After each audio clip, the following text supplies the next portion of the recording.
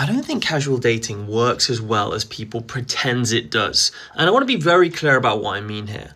I'm not talking about the first 2 or 3 dates where things are casual, because obviously at that point, you're still figuring things out. What I'm talking more about is the intention behind casual dating. Essentially, when someone has zero intention of ever being an item. Because in theory, casual dating, it sounds very simple. 2 consenting adults, no pressure, no expectation, no one owes anyone anything. Everyone knows exactly where they are and exactly where they stand. But I don't think it usually works that cleanly, because casual dating is rarely casual for both people. Usually one person is more casual than the other. One person is genuinely thinking, this is fun, I don't want anything too serious.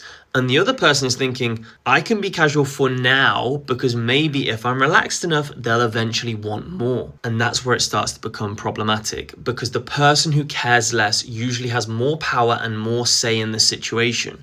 Not always intentionally, but the person who wants more is often sat there trying to act like they're fine with it all, trying not to ask too many questions, trying not to seem too intense, trying not to scare them off, trying to be the cool one. When internally they are anything but casual. They're checking their phone, they're reading into messages, they're wondering if the other person is seeing someone else. They're trying to work out whether the connection is growing, and they're hoping the casual thing slowly becomes something much more than that. And that is such a difficult place to be, because you end up negotiating with yourself. You might say things to yourself like, I'm fine with this, I can handle casual. But sometimes what you actually mean is, I want more, but I'm scared if I say that I'll lose the only version of them that I currently have. And I think that's the bit people don't talk enough about. Casual dating can become emotional compromise for yourself. It can become accepting less than you want because less feels better than nothing. And I get why people do it, because when you really like someone, you can start bargaining with yourself. You can convince yourself you're just enjoying it. You can convince yourself you're being modern and relaxed and open-minded, but your nervous system's hardwiring is anything but modern.